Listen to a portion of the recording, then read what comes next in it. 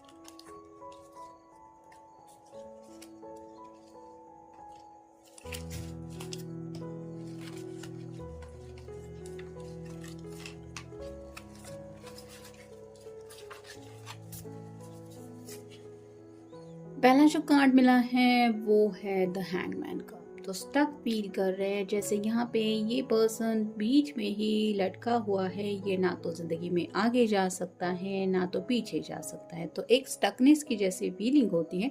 आपने तो इनको बांध के नहीं रखा है, लेकिन कहीं ना कहीं अगर इनके दिल के जज्बात आपसे इस हद तक जुड़े हैं कि ये आपके बगैर जिंदगी में आगे बढ़ने को तैयार नहीं है, तो इनकी हालत ऐसी हो रही है। क्योंकि ज़िंदगी तो किसी के लिए रुकती नहीं है, हर दिन नए सिरे से स्टार्ट करना पड़ता है। लेकिन हर दिन अगर हम वही सोचें, उसी पर्सन को याद करें और दिल हर रोज़ अगर यही चाहे कि मुझे बस मेरे पर्सन के साथ ही ज़िंदगी में आगे बढ़ना है, नहीं तो मुझे नहीं बढ़ना है, और इसी बात को लेके अगर हर रोज़ कोई स्ट्रगल कर रहा है तो उसकी हालत क्या हो रही होगी, ये आप खुद ही सोचिए। फिर है 10 of cups, water sign Cancer, Scorpio या फिर पाइसेस। ये कार्ड रिवर्स आया है, जिसका मतलब ही यहाँ पे है पूरी तरह से काफ़ी ज़्यादा प्यार की कमी इनको ज़िंदगी में महसूस हो रही है। ये पूरे कप अगर आप खुद ही सोच लीजिए, प्यारे से कांच के ग्लास आपने खरीदे हैं अपने मनपसंद के अनुसार, जो बहुत ही ट्रांसपेरेंट ग्लास है, जिसमें क्या है ये आप सीधे सीधे देख सकते हैं, इतना ज़्यादा नाजुक कांच है वो। और उसमें आपने मनचाहा ड्रिंक फिलअप किया है। और वही ग्लास जब आप ऐसे पलट के रख देते हैं या कोई पलट देता है, जिसकी वजह से उन ग्लास में जो भी ड्रिंक है वो भी नीचे गिर जाता है, तो क्या हालत होगी।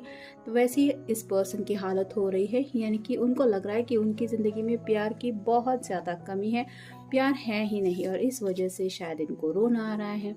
फिर है 2 of swords, air sign Gemini Libra या फिर एक्वेरियस। यहाँ पे दोनों सॉर्ड के सिरे नीचे की तरफ है, ऊपर से आंखों के ऊपर पट्टी भी बंधी हुई है। तो राइट नाउ आपकी ज़िंदगी में क्या चल रहा है ये इनको नहीं पता, इनकी ज़िंदगी में क्या चल रहा है ये आपको नहीं पता, क्योंकि बातचीत नहीं हो रही है। और ये एक मेन प्रॉब्लम है कि इनको काफ़ी ज़्यादा रोना आ रहा है, क्योंकि वो सच में जानना चाहते हैं कि आपकी इनके बगैर क्या हालत हो रही है, या फिर आपके दिलो दिमाग में इनको लेके क्या चल रहा है। और ना ही आप दोनों का कोई कॉमन फ्रेंड है, जिसकी वजह से ये आपकी कुछ खबरें निकाल पाए, और इस वजह से भी शायद इनको रोना आ रहा है। फिर है 6 of cups, water sign Cancer, Scorpio या फिर पाइसेस। आपके साथ बिताए हुए रोमांटिक पल इनको याद आ रहे हैं, उनको काफ़ी ज़्यादा खुशी महसूस हो रही है जब वो याद करते हैं कि उन पलों में वो आपके साथ कितने खुश थे।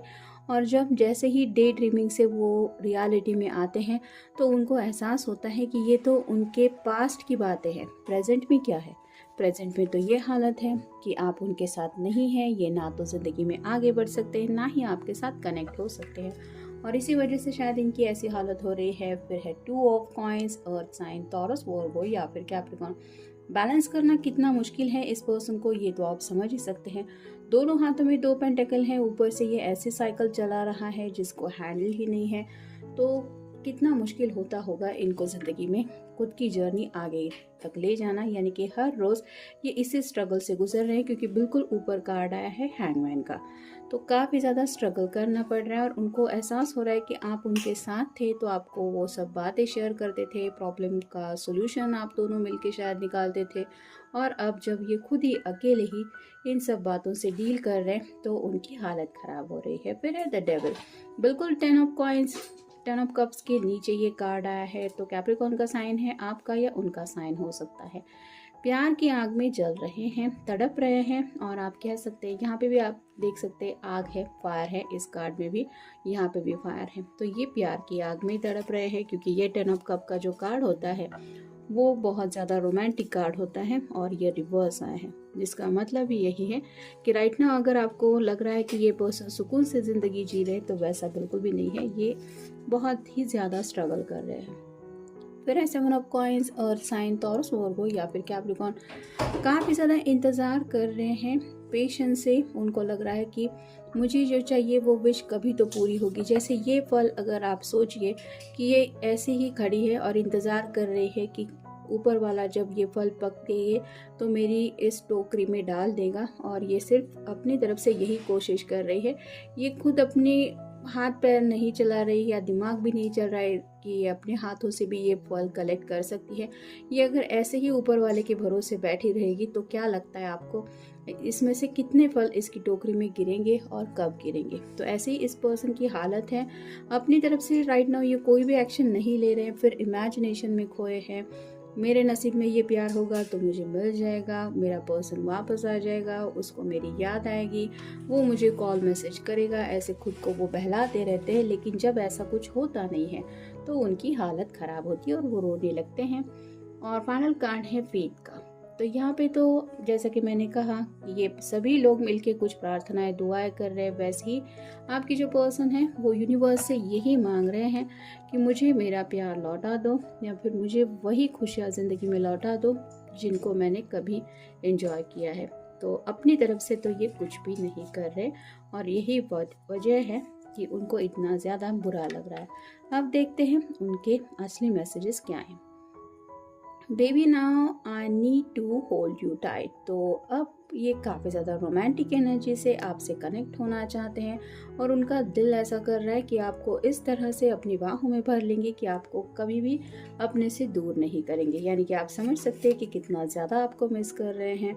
आई ब्रीथ योर लव। तो उनको लग रहा है कि उनकी हर एक सांस में जो भी वो जीने की कोशिश कर रहे हैं वो आपका प्यार महसूस कर रहे हैं। यानी कि कहीं ना कहीं हर एक दिल की धड़कन, उनकी सांसें, उनको लग रहा है आपसे ही कनेक्टेड हैं, और आप तो उनकी लाइफ में है नहीं, ऐसा भी दिल कह रहा है, जिस वजह से ऐसी हालत हो रही है। नेक्स्ट है I didn't mean to hurt you. तो आपको कहना चाहते हैं कि उनका मकसद या मतलब नहीं था कि वो आपको हर्ट करें, जाने अनजाने कुछ हो गया है, और अगर ऐसा हुआ है तो ये आपको दिल से अपोलोजाइज करना चाहते हैं। नेक्स्ट है it was my failure to let you go.